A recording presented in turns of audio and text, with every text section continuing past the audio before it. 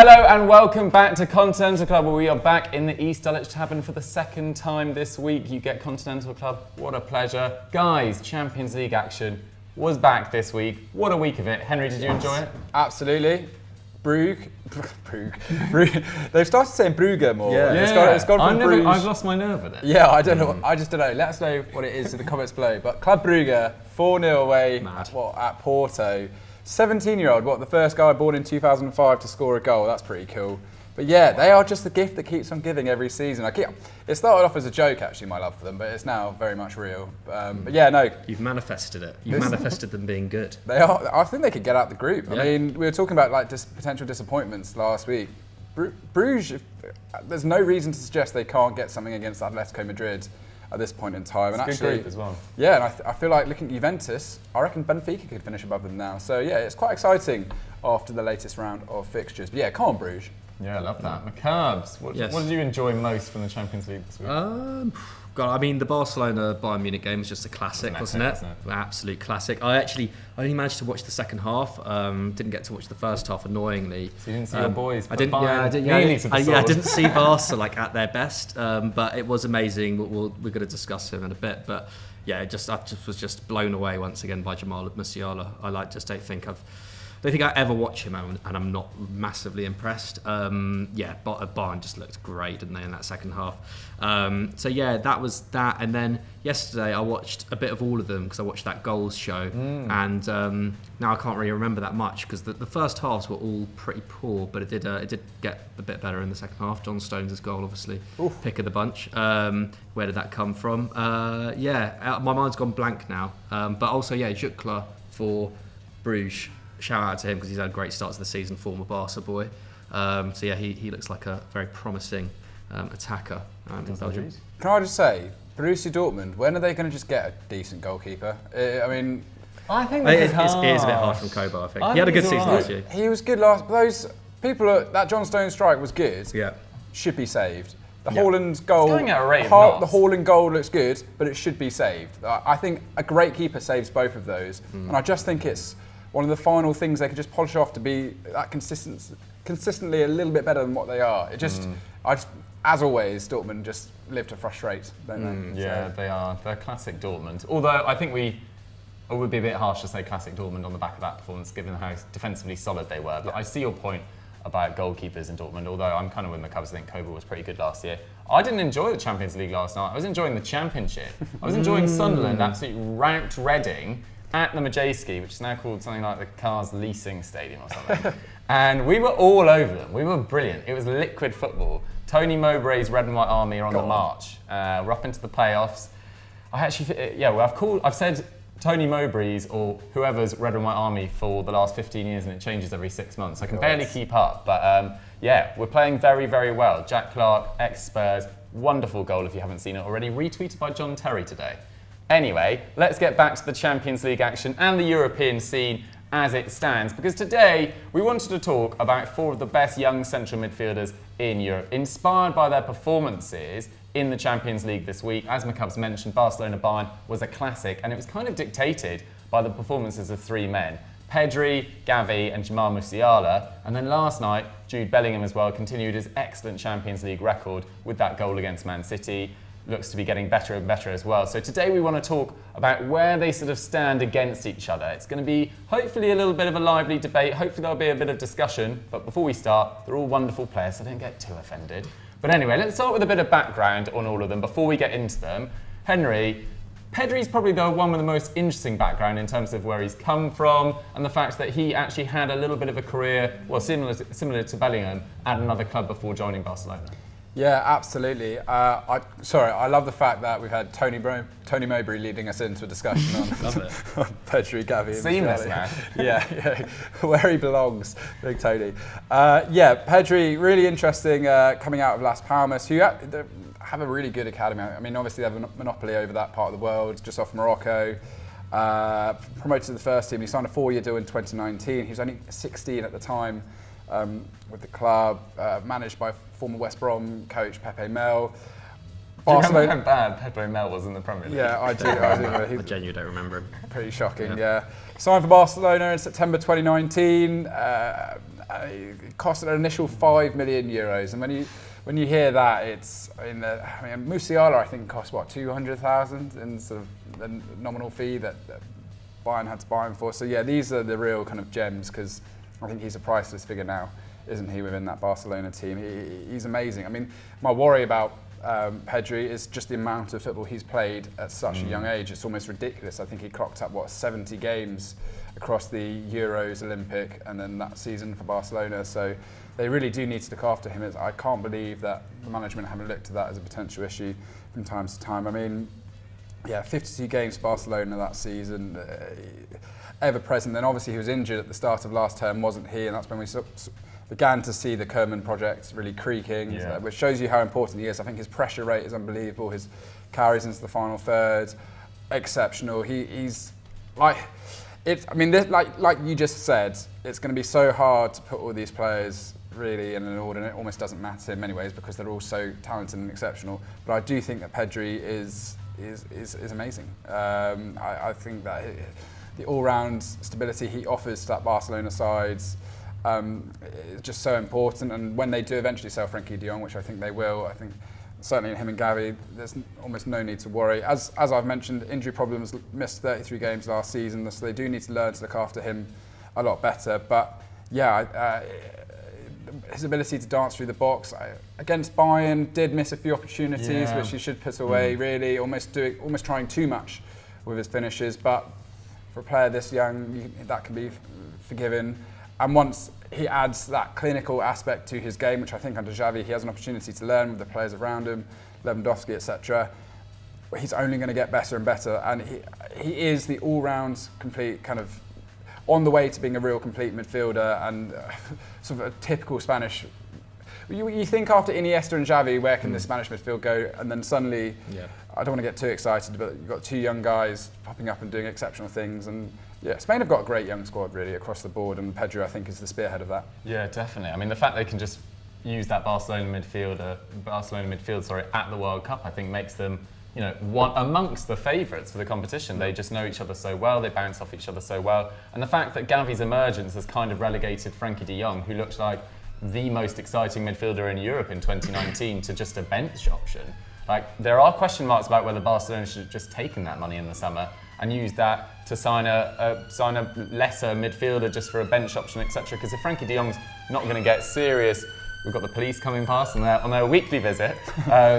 Then if he's not going to get serious minutes, then could they have really done with that £70 million down the line? It's a difficult one. Also, Frenkie de Jong didn't want to leave Barcelona by all accounts as well. McCubs, who do you want to talk about next in terms of background? Do you want to talk about your boy Musiala or Gavi? I mean, we could talk about Gavi, seeing as we're at Barcelona. I guess we'll get onto the ranking in a bit, but I think it's hard to, like what Henry was saying about Pedri, he's so well developed at a young age, and he's already so important to this Barcelona team. And I think Gavi could in 2 years' time get to near his level, but I don't know, it's hard to compare them. But where Gavi is at the moment at 18, he only turned 18 in August.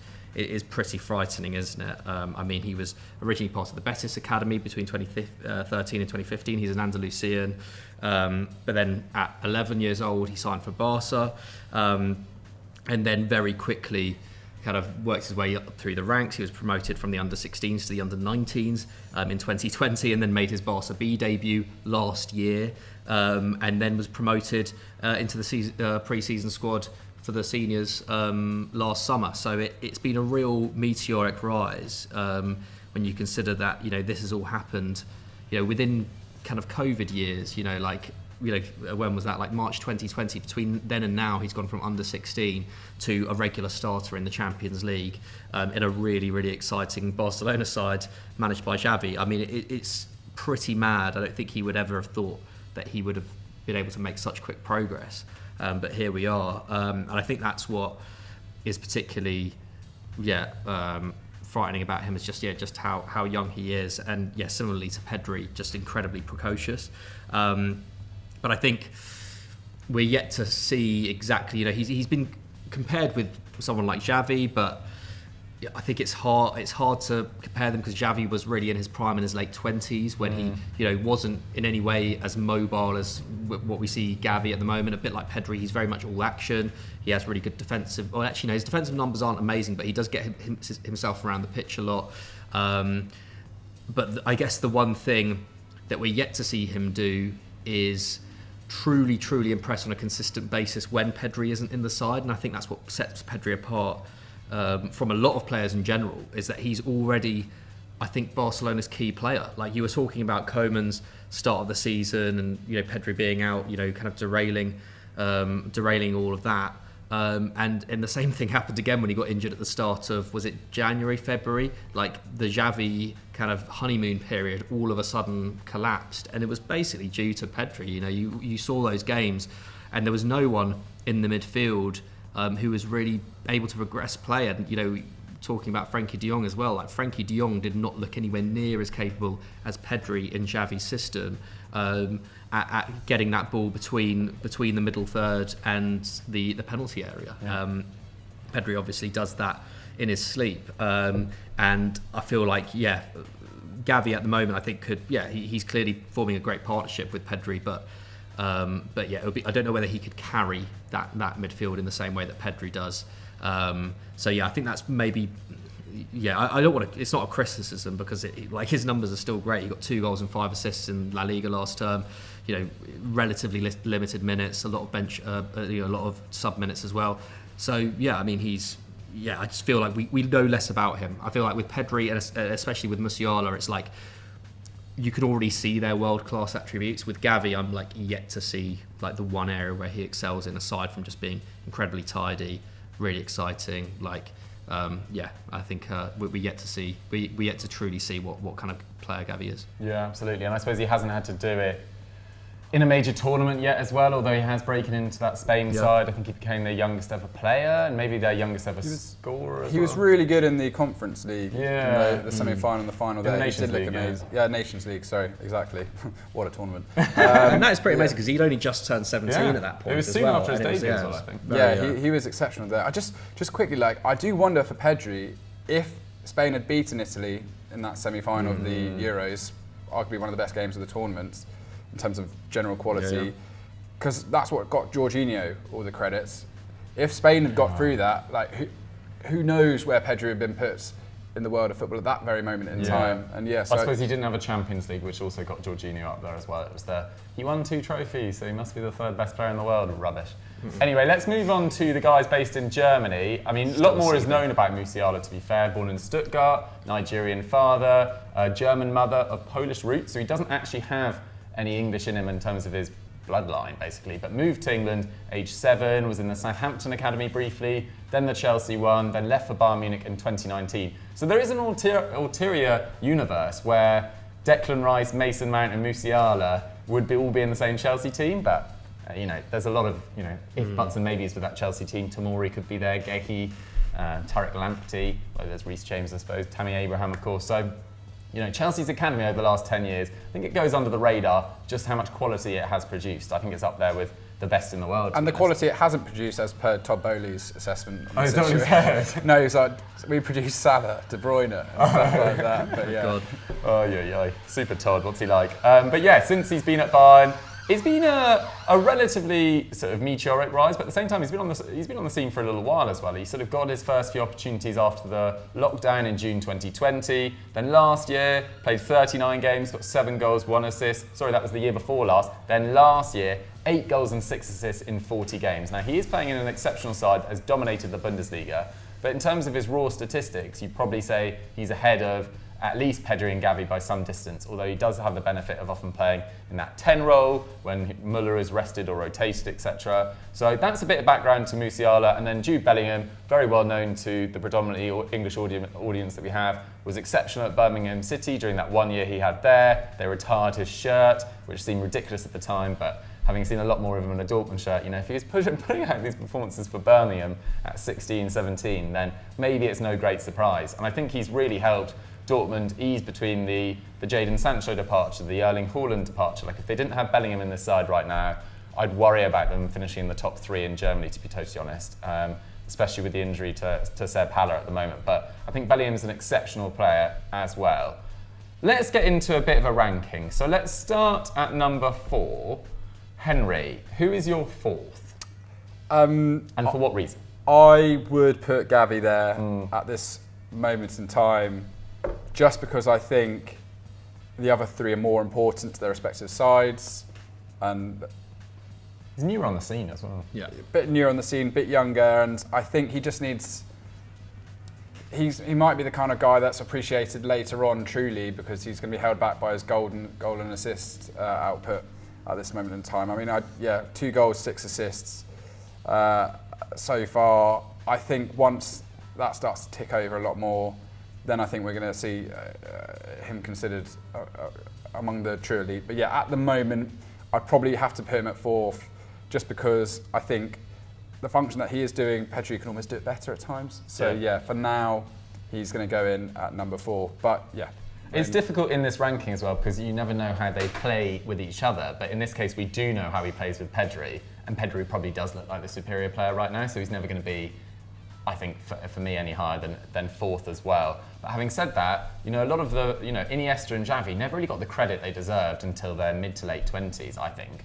I think they were exceptional for a lot earlier than people recognised. And Gavi feels like a sort of player that could have one of those sort of careers where for the first 3-4 years people talk about him as what a tidy, great player, and then it's only really in his mid-20s that people kick on and realise that this is a really special talent in his own right. Cubs, I assume you're agreeing with Gavi at 4? Yes, I'm agreeing with Gavi at 4. Just quickly, we haven't forgotten about Camavinga, because he's definitely in this category as well. I guess the top 5 best teenage midfielders. And also it's quite rare as well to have this amount of genuine world-class potential, central midfield players. So yeah, I think we're pretty blessed. But yeah, Camavinga would definitely be in the mix. It's just that he hasn't put in some crazy performance in the last 2 weeks, essentially, isn't it? But yeah, I would put Gavi at 4. I think the next 2 are a lot closer.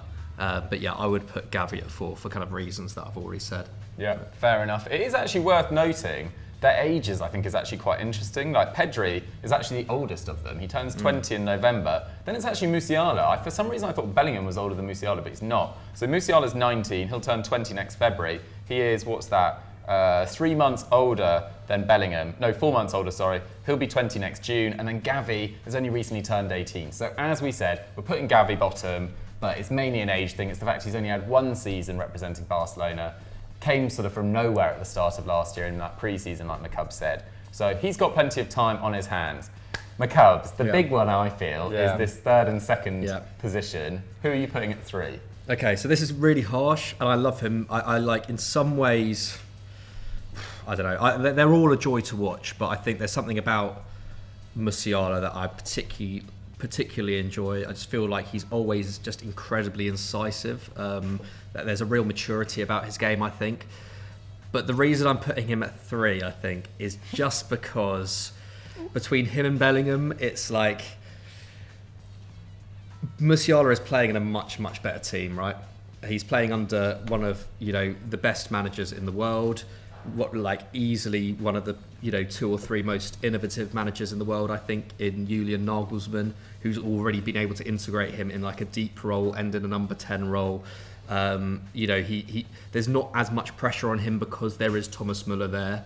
That Bayern team is so well oiled in a way that none of the other teams that these guys play for are. And so I think he has a bit of an advantage in that sense. There's not quite as much pressure on him, whereas Bellingham, like you say, Dukes, is so important to that Dortmund side, which has at points since he's been there looked incredibly average, and he manages to look like a superstar even so, and he has so much work to do. So for that reason, I'll put Musiala 3rd, but I think in terms of actual attributes, there's not too much to choose between. He's obviously a more attack-minded player, even though Bellingham's got a ton of goal involvements in his career. I think Bellingham's got 13 goals and 18 assists so far, which is actually the same as Musiala, maybe in slightly more minutes. I'm not quite sure, but yeah, I mean, not to take away from Musiala, because he's amazing, and I thought he was well deserving of the Man of the Match award against Barcelona. I just love watching him play. But yeah, for that reason, I think I'll put him in 3rd. Oh, Interesting. I'm intrigued to see who Henry goes for. Who's your number 3? I was hoping with McCubb's lead up to Musiala that he was going to say second, but he's gone for third, and you're agreeing with me. I do agree. I just think Bellingham's been at a high level for a bit longer at this point. I think Musiala proved it in the Championship. I think Musiala, without repeating what McCubb's has said too much, he's now stepping a bit more into the limelight in the absence of Lewandowski, and the fact that I think they can go back towards a more kind of fluid attack and the sort of typical Nagelsmann approach, the way that we used to see him do at his previous sides. I do think Musiala is the best finisher by a distance out of all these players. Some of his goals this year, for sure. His quick feet and his feet. He's got his feet in the box are amazing. I mean, you almost know what he's going to do. It's when he does it and then lashes home. Some of his finishes have been so good this season. But also on the international scene, he hasn't done as much as the others. Maybe Bellingham, really. Yeah, he hasn't played as much as the others, and I don't know why. I think really Hansi Flick should be going all in on him at this point. There's no excuses. I saw the team Hansi Flick named for the international. Sorry to interrupt. Just before we came on here, and it's just not as strong, particularly in like defence and strikers, that you'd think it would be. Like Havertz and Werner.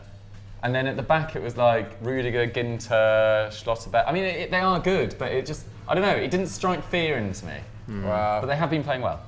Yeah, I think really their sort of attack and the fact they've got Flick is their sort of best attribute, really. I think he's probably one of the best international managers. And as I said, hopefully he can go all in on Musiala. But yeah, so I'm gonna stick him at third as well.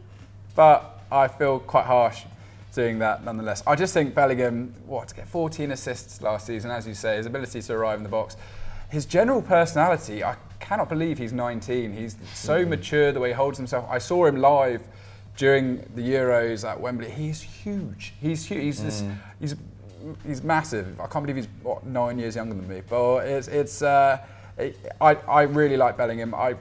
I hate this whole conversation about should he leave, should he go somewhere else. It's so unfair to keep asking him that all the time. He's so young. Like, he could realistically stay at Dortmund for another 2 years, and I don't think it would really change anything about him. He could have 2 massive transfers, maybe 3. Yeah, he's got his head screwed on. He's in the perfect place. He's a very impressive speaker. He's in the perfect place to be right now, and I think he's only going to keep improving, and still got great players around him, Hummels, Royce, etc. to learn off. So I think for those reasons I'm putting Bellingham second, Musiala a narrow third, but that could easily change with time. But what do you think? I hear you loud and clear, both of you, but I am quite surprised. I'm putting Musiala second above Bellingham, only because, well, for a number of reasons actually, but I think one of the big ones is that it's easier to shine in a better team for sure, but I think some of your deficiencies are shown up in a weaker side as well. Bellingham has shown very few of them, but he does occasionally make a few mistakes. He seems a little rash at times. Whereas Musiala, I just don't think I've really seen him have a bad game. Ever. When you say rash, I guess Musiala has played in deeper positions, but he's not given as much defensive responsibility as Jude. True. But then I do sometimes wonder, could Bellingham have done more last year to stop these constant counter-attacks through the middle of the park? I know he was playing with Mo Dahoud, who's not the most physically imposing player, and Musiala's playing with Goretzka, an absolute behemoth of a man, and Joshua Kimmich. So it is unfair to compare on how many goals your team concedes, etc. But I just think Musiala, I've never really seen him even have a bad sequence of 10 minutes, really. Whenever I've watched him, he is just pretty much faultless. And I don't understand why he is as good as he is as well, because if you look at the two of them together, you look physically, Bellingham looks more like a footballer right now. Musiala looks a bit more like a sort of Bambi on ice. He's very gangly, but it just works. It just works. He's like Thomas Müller. You can't really explain why he is so effective at what he does, but it just works. His timing's perfect, his weight of pass, his finishing's brilliant. I think Bellingham is a phenomenal player as well, and I'll probably I'll be accused of being the non-English bias, I suppose, but I don't think you guys are being English biased in your assessments either. It's just, both of them have to be mainstays. They have to be the starters in their World Cup teams for me, for sure. Bellingham and Rice have to be England's midfield duo if Southgate's going to stick with the system. I think Bellingham's a phenomenal player, but at the moment, I would say Musiala is slightly ahead of him. There is no excuse for there to be a Rice, Calvin Phillips double pivot after Phillips has played about 5 minutes this season. There is no excuse for it. No. Especially in our group stage as well, the teams we're up against. I agree with you. If Bellingham's not starting in that side, Yeah. I mean, after seeing the release of our home kit, I'm giving up. It is truly an atrocious. abomination. And Phillips will start every game of the World Cup. Yeah. I can tell you now. So we're all in agreement about Pedri. So Pedri's our number one. There's no real reason to go through Pedri's sort of best attributes as well. I mean, McCubs, if we were being hyper critical of Pedri, do you see any massive weaknesses in his game, or does he just look like by far and away the best? What was your gap between him and Bellingham? In your head, mentally, it's not that big. I mean, it's just that he is the one who's clearly in that position. I think with Pedri, it's just the fact that he's that important to Barcelona already, and the fact that he was able to kind of impose himself so quickly. I think also just. Yeah, I think he's just always a danger around the box. His close control's obviously amazing, and also I think out of the three, it's like he just has that flair, doesn't he? He does. He I was looking a bit at his highlights reel before we came out, just to kind of re-familiarise myself with his kind of last 2 years, and it is like he's a really playful player. And all of these guys are really good to watch, but he's just got that kind of almost Brazilian flair about him as well, pulling out like great tricks and just like an almost kind of telepathic understanding with certain players and whatnot. Like one thing that I'm really excited to see is, once Ansu Fati is properly integrated back into the side again, hopefully he can get a run in the side. I know like Rafinha's out of Xavi's man at the moment, but I'm really excited to see them kind of starting together again, because I think they'll form one of the great duos in world football. But I digress. Yeah, I just think he is just better, and the fact that he was like one of the three best players at an international tournament at the age of 18 is just massively impressive. And he just takes Spain to the next level as well. I'm not sure if there's any more superlatives. The one weakness I would say is I guess fitness is that's been a bit of an issue, hasn't it? Obviously their fitness, to be fair, the amount of games they're all playing at this age. He has been overplayed, but nevertheless that's a bit of a concern. And I would also say I think in that first season he there was a little bit of a.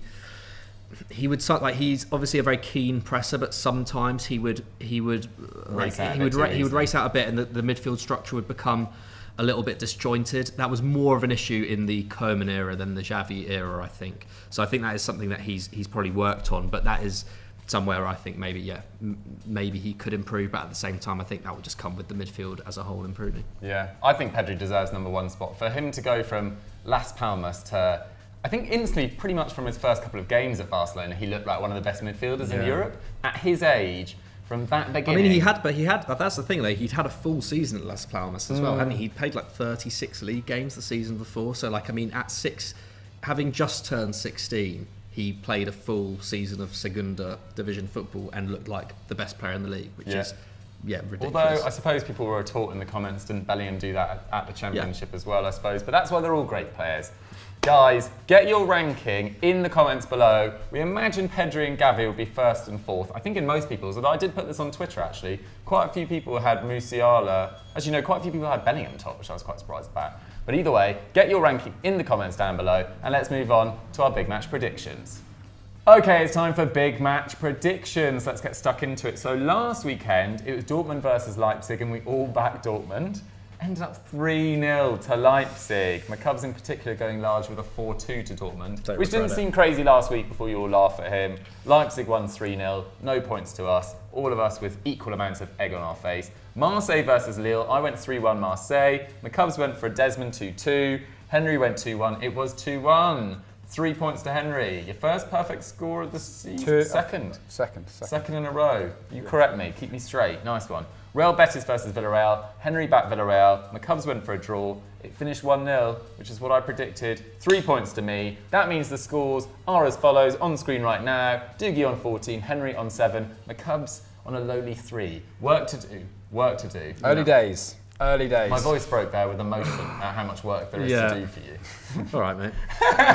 Just enjoy being at the top, all right? Just enjoy it. It can all change. Just enjoy it. It can all change. Right, let's get started with Gladbach versus Leipzig. Saturday, 5:30 p.m. 8th versus 10th.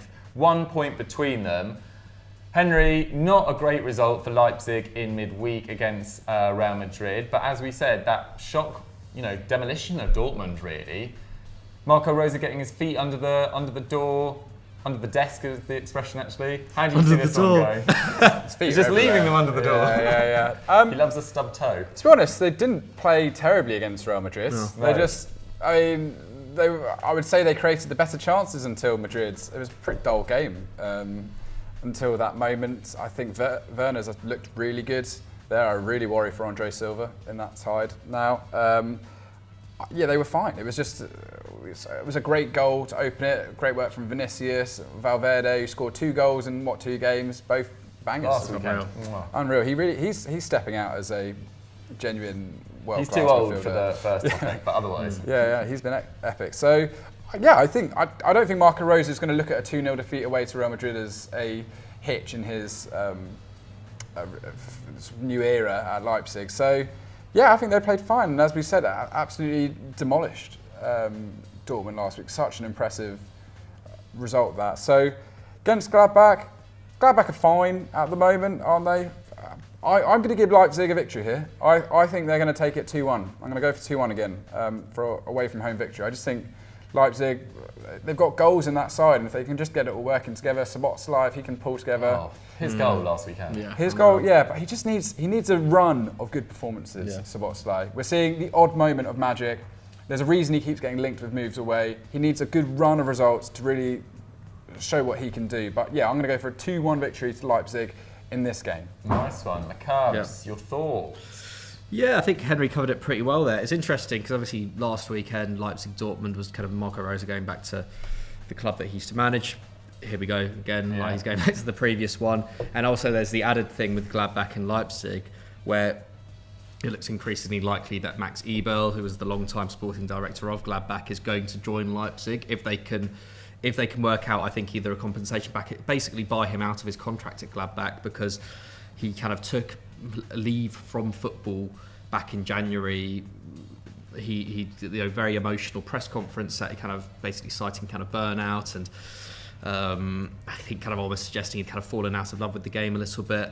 And so I didn't realise, but he never actually cancelled his contract with Mönchengladbach. He's just paused it. So he's still contracted to Gladbach until 2026. Well, So he has left, but his contract was just paused rather than terminated. So Leipzig, I think it's basically a question of money about whether how much Leipzig are willing to pay, or whether they'll pay him out his contract. But I've seen as well that there's some like Mönchengladbach supporters group who have taken umbrage with this, and apparently there's suggestions that actually Eberl was always had his eye on Leipzig, and Oliver Mintzlaff, the Leipzig CEO, has always been very keen on him.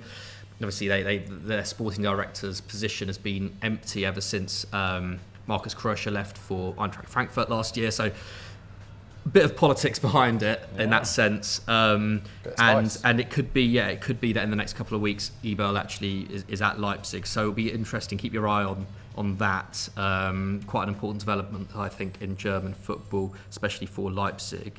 As for this game, I guess Leipzig they obviously had a horror start to the season, but they have looked pretty good under Marco Rose. I agree with Henry. I thought they looked pretty good against Real Madrid. It was Real Madrid away from home. I think their opener was Valverde's opener was only their second shot on target of the game. So I think they look pretty decent, and I think for that reason, I'm going to go for a victory as well. I'm going to go 3-1. 3-1 to Leipzig. To Leipzig. Yeah. Fair. It is interesting, that politics, actually, because Gladbach is one of the more historic clubs in Germany. To lose their former sporting director to Leipzig, the upstart of German football, won't go down particularly well with that hierarchy. I think Daniel Farke's done an okay job so far. I'm still a little bit surprised he's there, but I don't think a bad spell with Norwich, an inconsistent spell with Norwich, at least in the Premier League, they were terrible, but was very good in the Championship, has really damaged his reputation too much. But as you say, Marco Rose at Gladbach, he got that side really purring at points. Like that, Mbolo, Alisson Player, Marcus Thuram front three was exceptional in the year that they then made the Champions League knockout stages. in the last 16. So before it's tailed off towards the end of the year. But having said that, you guys both went for Leipzig. I actually might go for a draw here. I think it might be 1-1. I think Leipzig might be a little tired after their travel. No particular reason, but yeah, 1-1. AC Milan versus Napoli. Woo, there are 2 massive games on Sunday, guys. There's actually 3. There's PSG versus Lyon as well. I think it's PSG versus Lyon. But we talked about PSG in so many of the predictions in recent weeks. We thought we'd give that a rest. But Milan versus Napoli, Sunday night, 7:45. Third versus first. They are separated by goal difference. And Atalanta's in there as well on goal difference. But let's talk Milan, McCubs, because they finally won in the Champions League. Yes, their second UCL win in 9 seasons. I didn't actually realise that until I saw it down here on the paper. They haven't been in the competition a lot. They haven't. That is very true. But they were in it last year. So for all 6 games of that. So good victory.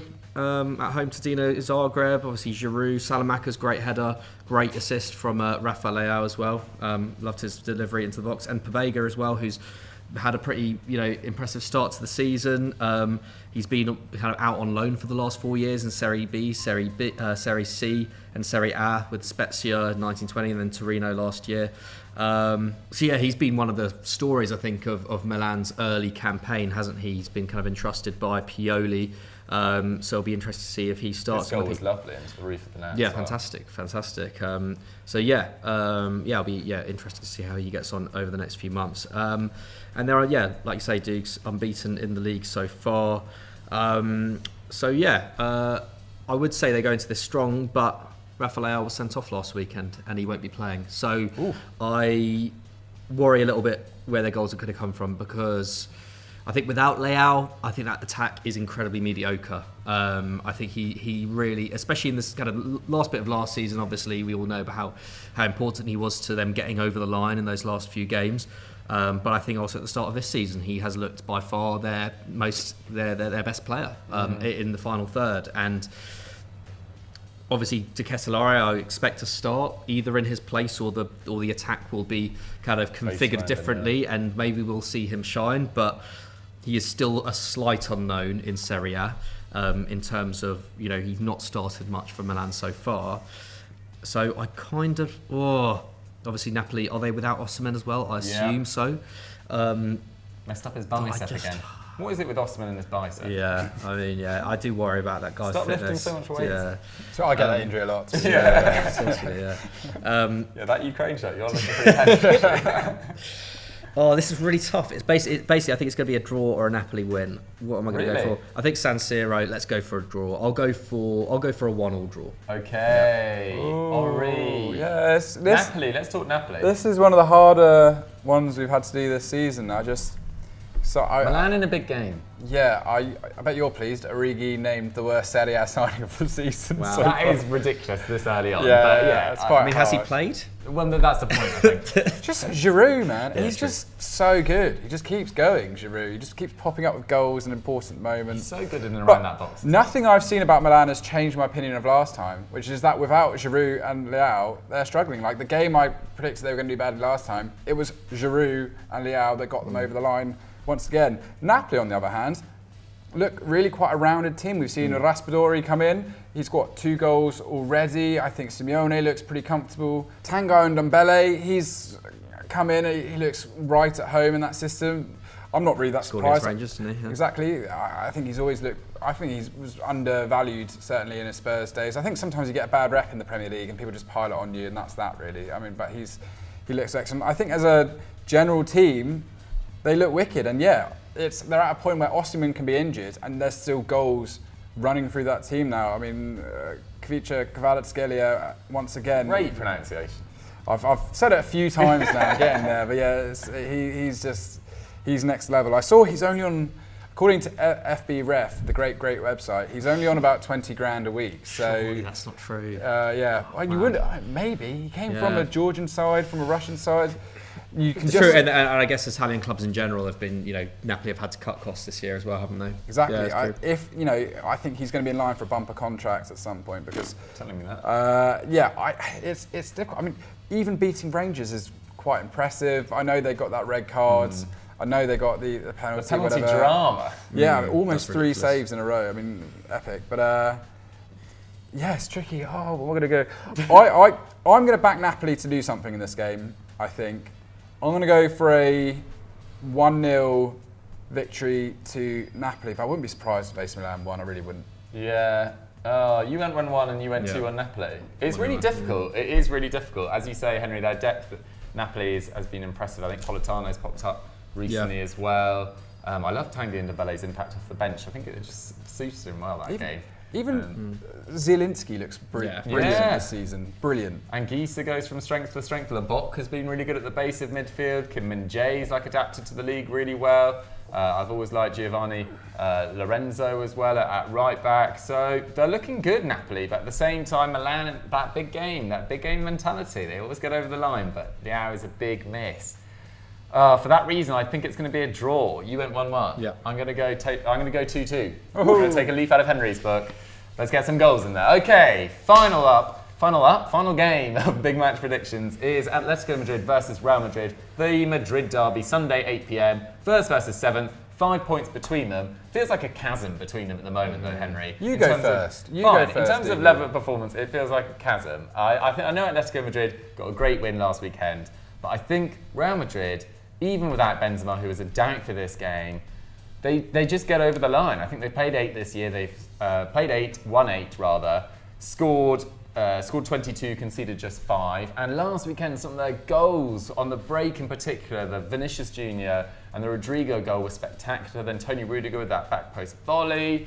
Everything is just clicking so well in that team. And for once, it's not their old guard holding them up, I think, at the moment. It's not the Kroos, the Modric and the Benzema, it's the young ones. It's Valverde, it's Vinicius Jr., it's Rodrigo, and it's so exciting to see. You see that new generation coming through that weren't actually bought for. I know Vinicius and Rodrigo cost a decent amount of fees, but compared to what they'd be valued at now, Florentino Perez has built this squad really, really effectively. And their main issue at the moment is the amount of goals they're conceding in terms of, well, it's not stopping them from winning, but they haven't kept a clean sheet yet in La Liga, and Tony Rudiger's probably not adapted to it as seamlessly as people probably expected. I know it's difficult going from a back 5 in a very slow, methodical sort of system under Tuchel to Ancelotti's side, which have always been a little bit more susceptible defensively.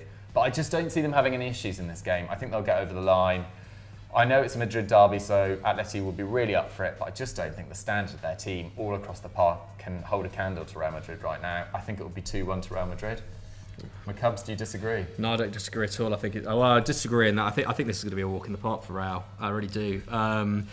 Atleti haven't impressed me much at all.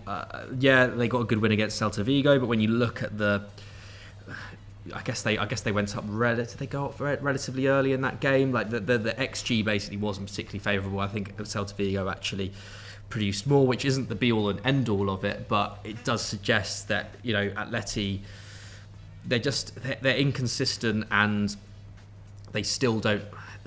There's still something missing in that attack in terms of a consistent kind of pattern of play that gets them into goal scoring opportunities, and actually, more importantly, their defence just doesn't look good. Like it just doesn't. It didn't look particularly good last year.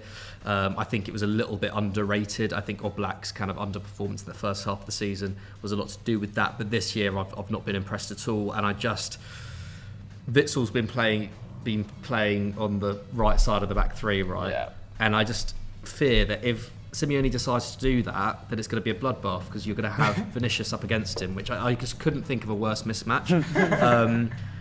But I just feel like maybe he will do that because Simeone is a very stubborn guy, and I don't know. I think this could be bad for Atleti. I think it might be like 4-1 to Madrid. That's what I'm going to say. Going for that extra point. Extra point as well, points. More importantly. But wow. I just think. The thing is, Real haven't looked amazing so far this term. But you're right, Duke. There's just they've just got so many game changers in there now. I think Rodrigo.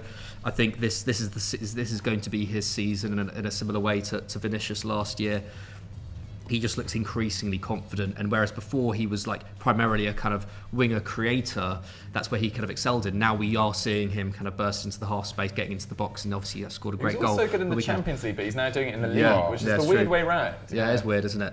I'm really excited to see how it develops this season. But yeah, I think Real, 4-1. 4-1. Henri? You're so right. Like against Mallorca last week, they just looked too scared to touch him when he's dribbling with the ball. It was that impressive. Just a quick note on Griezmann. Reading that apparently they're trying to negotiate that buyout clause down to about 22 million. Okay, I really hope it's true because He deserves to play more than he does deserve to play more. I think he actually he's more versatile than Correa, as good as Correa's been. He offers something to that, a bit of star power to that attack, which I really do think they need. I agree with everything that McCubbs has said about Atletico Madrid. So yeah, for his sake, I really hope they manage to come to some sense with Barcelona on the Griezmann issue. That said, what was the score you went for? I went 2-1. Kind of regret not going higher, to be honest. You know what, just for diversity, I'll go for a draw. 1-1. Go for 1-1. I'll go for 1-1. There we have it. Guys, get your score predictions for those 3 games in the comments down below. And let's just quickly do a couple of quickfire questions, but genuine quickfire answers, lads. Yeah. The question comes in from I'm Ganesha. Which Premier League club should take note of Cavaradonna? I kind of hate that, as soon as a player does well, it's like, oh, which Premier League club should he go to? But at the same time, I've asked the question. Henry, which Premier League club? None, but Arsenal. Arsenal, wow. Swapping in and out with Martinelli, that'd be exciting. Oh my God, I'm trying to think. Out the top clubs, I don't know. I think Grealish. I think maybe a mid-table club, maybe Brighton. Like, why not? Fair. Why not? If they got the cash. Yeah. Okay, nice. I think he'd be great at Chelsea, to be honest, at some stage. But then Sterling's not really that old. This is the problem. Like, I just think a lot of the top clubs have spent a lot of money in those positions in recent years. It's just hard to, There we have it. Where should Cavaradonna go around Europe? Let's not just do the Premier League. Let us know in the comments down below. Statistica, standout team performance in the Champions League so far. McCubbs, there's been a lot of great options. What has really caught your eye? Sorry, my memory's really bad. My short-term memory's really bad. So I'm just going to have to say Bayern in the second half against Barca. I thought they were really, really just amazing. Like, this, just completely flawless. So nice. Go for them. Henry? I think what Sporting have achieved so far is brilliant. To go away to Frankfurt, win that, and then to basically be stubborn against Spurs for as long as they did, and then produce that second goal was unreal. They've got some great players, Pedro Porro, etc. Marcus Edwards. Well, Marcus Edwards nearly scored a absolute classic, didn't he? Yeah, I think Sporting with Ruben Amorim, considering how many players they lost this summer, unbelievable. Nice. Yeah. I will go for 2 because I'm being greedy. I will go for Shakhtar Donetsk against Leipzig for the story. Yes. They didn't obviously dominate that game, but scored some great goals on the break. An unbelievable start to the Champions League for them. I'm really pleased. But in terms of the best performance, I think I have to go Napoli against Liverpool. I thought they were sensational that day, and that was probably my game of the season that I've watched the full game of this season so far. Although the Milan derby also rivals that as well. That was a great game. Guys, that's all we've got time for on Continental Club for this week. I hope you guys enjoyed the show. Get ready for Stat Wars tomorrow. McCubbs, you've been editing it. Yes. Yeah. Get ready for it because it is El Tuatico, between Doogie and Joe. Some of you might not even have been watching this channel when the last match up between those two was, but it's a classic of the Stat Wars calendar, and so you should definitely check it out. Nice. Also, there was a lot of love for the Henry versus Oba rivalry that is quickly rivaling it. The Derby della Crap, I saw it. It was along those lines. Some of that, That's great stuff. All right, guys. Watch all our content from this week. Have a great weekend. Stay safe, and we'll catch you next week. Bye.